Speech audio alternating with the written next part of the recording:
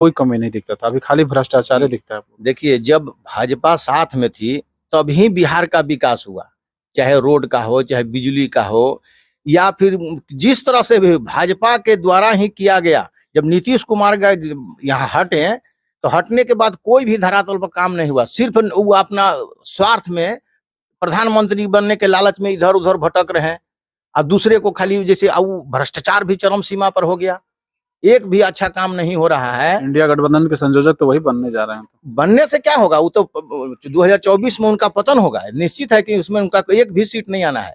ये हम धरातल जमीन से भाजपा का एक तुच्छ कार्यकर्ता है हम, माने छोटा सा साधारण, हम बहुत अभी जो कार्यक्रम चल रहा है उसमें हम लोग भी छोटे छोटे कार्य को कर रहे हैं। अभी जो विकसित नीतीश कुमार आएंगे तो भाजपा में वेलकम करिए कि नहीं आप लोग? नहीं, ये तो हम तो नहीं कहेंगे, माने अब ऊपरी हम तो तुच्छ कार्यकर्ता है बाबा।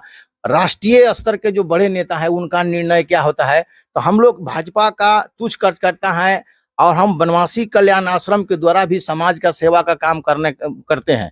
वो जिला सह सचिव है बनवासी कल्याण आश्रम के, हमारे जो सचिव हैं प्रेम पाठक जी हैं, बनवासी कल्याण आश्रम के अध्यक्ष जो हैं हमारे गोविंद नारायण बाबू हैं, तो उनके सबके नेतृत्व में हम काम करते हैं, समाज सेवा, समाज के हित में काम करते हैं। और जो भी बनता है हमसे अपना तुच्छ कार्यकर्ता के नाते छोटा छोटा सहयोग करना, दुख में सुख में सम्मिलित होना, ये हम हमेशा करते रहते हैं पूरे। अब 2010 की बात बता रहे हैं, 2010 में ऐसा हुआ था कि जदयू भाजपा एक में थी। उस समय हम टिकट मांगने गए कि भाजपा की ओर से कि भाजपा के कोटे में जाना चाहिए चेनारी, तो टिकट भाई मिलना चाहिए। हमने 7000 पूरे चेनारी विधानसभा में घूम घूम के सिग्नेचर हस्ताक्षर अभियान चलाए थे, उनका नाम पता हस्ताक्षर, जो हमको जाके वहां पहुंचाए भी थे। लेकिन वहां दलित महादलित का खेला हो गया, नहीं मिला। तो वह जनता लोग बोले कि उनके टिकट में नहीं सकती है, आप निर्दलीय लड़ो, हम वोट देंगे। निर्दलीय हम लड़ गए 2010 में, और भाजपा जदयू का लहर था। उस समय हम 5700 वोट लाए थे उस लहर में।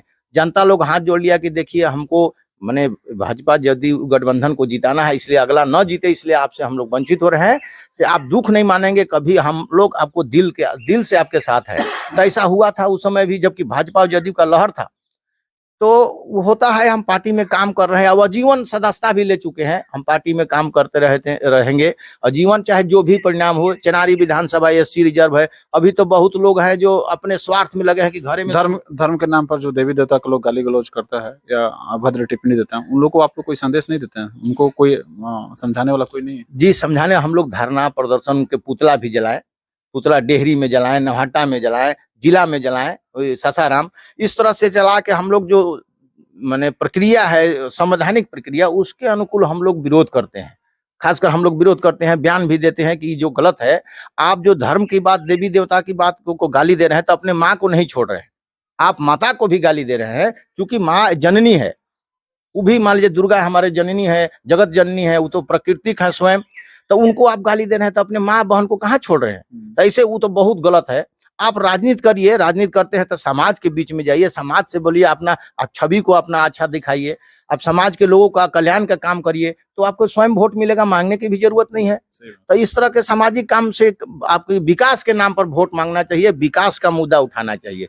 किसी का धर्म का विरोध, किसी व्यक्ति का विरोध करने से वोट नहीं मिलता है, वो खत्म होता है। तो विनाश काले विपरीत बुद्धि वाला बात है, यह बात है। उनको बड़ी बात कहती है आप, विनाश काले। जी जी, एकदम निश्चित कहते, माने ऐसा कोई अपना बनावटी नहीं है, हकीकत है। जो भी व्यक्ति धर्म का विरोध किए हैं उसका पतन निश्चित हुआ है। पब्लिक के भावनाओं को ठेस तो पहुंचता है, ठेस पहुंचता है एकदम, इसमें बाबा कहीं से कोई दूर राय नहीं है कि ठेस नहीं पहुंचता है। आप किसी को गाली दीजिएगा, हमारा आस्था है धर्म पर, आप धर्म को गाली दे रहे हैं तो हमको कहाँ छोड़ रहे हैं, तो आपके साथ हम कैसे जुड़ सकते हैं? तो ये निश्चित है गलत बात है। Thank you. महेंद्र जी मेरे साथ अभी जुड़े हुए थे।